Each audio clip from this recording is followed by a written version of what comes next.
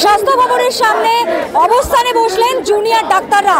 তাদের যেটা বক্তব্য, তাদের যে 5 দফা দাবি, অর্থাৎ নগরপালের পদত্যাগ, সিবিআইয়ের তদন্তের গতি প্রকৃতি স্পষ্ট করা, আরজি করের প্রাক্তন অধ্যক্ষ সন্দীপ ঘোষকে সাসপেন্ড করা, মেডিকেল কলেজে ভয়ের রাজনীতি দূর করা এবং স্বাস্থ্যক্ষেত্রে স্বাস্থ্যকর্মীদের নিরাপত্তা সুনিশ্চিত করা এবং ডিএমইর তারা পদত্যাগ দাবি করছে।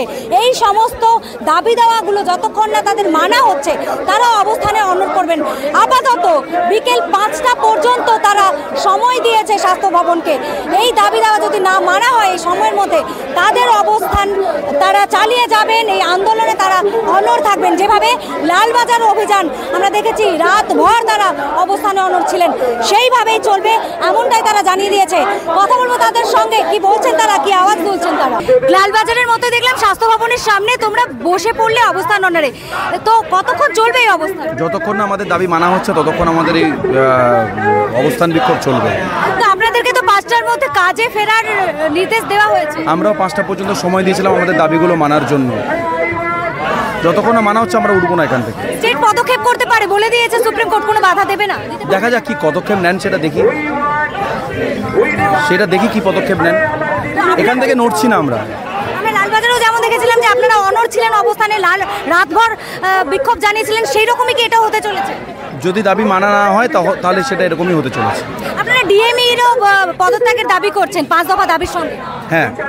কেন? কারণ স্বাস্থ্য ভবন এই সমস্তটার মূলে, সমস্ত নোংরা মানে কি বলবো দুর্নীতি এই স্বাস্থ্য ভবনের মূলে। তাই তার মাথায় যারা যারা আছে সবারই বহিষ্কার চাই, পদত্যাগ চাই। এবং সেই দাবি দাওয়াগুলো না মানা পর্যন্ত আপনারা বসে থাকবেন একদম। অভিযানের মতোই রাতভর চলবে নাকি? তার থেকেও বেশি চলতে পারে। আমাদের ডিমান্ডস যেরকম আমরা বলেছিলাম 5 ডিমান্ডস ইনক্লুডিং যে থ্রেড কালচারটা চলছে আর স্বাস্থ্য ভবনে যেরকমভাবে কাজ চলছে সেইগুলো যদি মিট না করা হয় তাহলে এই অবস্থান, এই আন্দোলন আরও চলবে। আপনাদেরকে তো কাজে ফেরার আহ্বান জানানো হয়েছে, না ফিরলে স্টেট পদক্ষেপ নিতে পারে। সেটা স্টেটের ব্যাপার, অবশ্যই তারা পদক্ষেপ নিতেই পারে, কিন্তু আমাদের যে ডিমান্ডসগুলো ছিল সেগুলো এখনো একটাও মেটানো হয়নি। মানে কালকে বলে দেওয়া হলো যে সবই মেনে নেওয়া হয়েছে, কিন্তু আসলে কোনোটাই মেনে নেওয়া হয়নি। আমরা যারা কাজ করি হসপিটালে আগেও দেখেছি, আন্দোলন চলাকালীনও দেখেছি যে আরজি কর, সাগর দত্ত আর বর্ধমান, মিদনাপুর প্রত্যেকটা কলেজেই কিন্তু ভ্যান্ডালিজমের ঘটনা একের পর এক হয়ে গেছে। কোনো সিকিউরিটি ছিল না, কোনো কিছু ছিল না। তো প্রথমে তো সিকিউরিটি না দিলে আমরা কাজে ফিরতে পারবো না। মুখ্যমন্ত্রী বলছেন উৎসবে ফেরার আহ্বান জানিয়েছেন। আপনাদের আন্দোলন থেকে দেখলাম তারও তীব্র প্রতিবাদ জানানো হচ্ছে। আমরা তো এই উৎসবেই আছি, এটা আমাদের উৎসব, এই আন্দোলনটাই উৎসব, সুতরাং এই উৎসব চলবে। দেখলাম স্বাস্থ্য ভবন অভিযানেও তোমরা অবস্থানে বসলে, তো এটাও কি লালবাজারের মতো চলবে? চলবে যতক্ষণ না আমাদের দাবি, যে 5টা দাবি নিয়ে আমরা এসছি সেটা মানা হচ্ছে ততক্ষণ চলবে। আমরা বলেছি আজকে বিকেল 5টার মধ্যে যদি ওনারা মেনে নেন তাহলে আমরা এখান থেকে চলে যাব, আর যদি ওনারা মনে করেন যে না ওনারা মানবেন না, যতক্ষণ না মানছেন আমরা ঠিক লালবাজারের মতো এখানে এরকম বসে থাকবো। আপনাদেরকে তো কাজে ফেরার জন্য বলা হয়েছে, না হলে স্টেপ নেবে। আমরা তো সেটাই বললাম, ওনারা আমাদের কাজে ফিরতে বলেছে, আমরা ওনাদের একই কথাই বললাম যে 5টার মধ্যে আপনারা আমাদের 5টা দাবি মেনে নিন, আমরা একদম স্বতঃস্ফূর্তভাবে কাজে ফিরে আসবো। আমরা কাজে ফিরতে পারছি না ওনাদের জন্যই, ওনারা যদি মেনে নেন আমরা কাজে ফিরে আসবো। তাই আমাদের কাজে ফিরে আসাটা ওনাদের উপর ডিপেন্ড করছে, আমাদের হাতে কিছু নেই।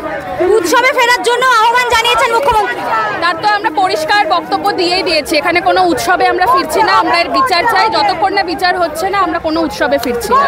যে বলেছে বা যেভাবে বলেছে আমি জানি না কিভাবে সেই কথাটা সে বলতে পারে, এরকম একটা অবস্থা।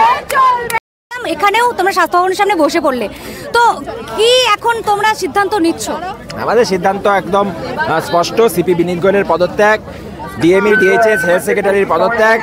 আমরা যে ন্যায্য বিচার সেই ন্যায্য বিচার এখনো পাইনি, এবং এই যে যারা তথ্য প্রমাণ লোপাটের সাথে যুক্ত এবং কলেজে যে ভয়ের পরিবেশ, যারা ভয় দেখাতো, যে স্বাস্থ্য ভবন ঠিক করতো কে কোথায় ট্রান্সফার হবে, কে কত টাকা নেবে, এগুলো তারা ঠিক করতো, এই দুষ্ট চক্রের অপসারণ আমরা চাই।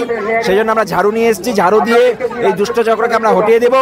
আমরা একটা ভালো মস্তিষ্ক নিয়ে এসেছি, সেই ভালো মস্তিষ্ক এখানে স্থাপন করে যাবো। এই অভিযান কি চলবে, মানে এই যে অবস্থানটা চলবে একদম আমাদের দাবি না পূরণ হওয়া পর্যন্ত আমাদের এই অবস্থানটা চলবে। আপনাদেরকে তো কাজে ফেরার আহ্বান জানানো হয়েছে। দেখুন, আজকে এই আন্দোলনের মূল সুরটিকে আপনাদের ধরতে হবে। সেই মূল সুরটি বলে যে জাস্টিসের জন্য আজকে সারা বিশ্ব কান্না করছে। বাংলা রিক্সা চালক থেকে শুরু করে অ্যাপ ক্যাব ড্রাইভার প্রত্যেকটি মানুষ এই আন্দোলনের সাথে যুক্ত হয়েছে। তাদের প্রত্যেকেরই দাবি জাস্টিস। ফলে এই জাস্টিস না পেলে আমরা কি করে কাজে ফিরতে চাই? ফলে আমরা সমস্ত বাধা বিপত্তিকে কাটিয়ে এসেছি। আমরা কোনো হুমকিকে ভয় করি না। আমাদের জাস্টিস না পেলে আমাদের লড়াইটা শান্তিপূর্ণ আন্দোলন চলবে।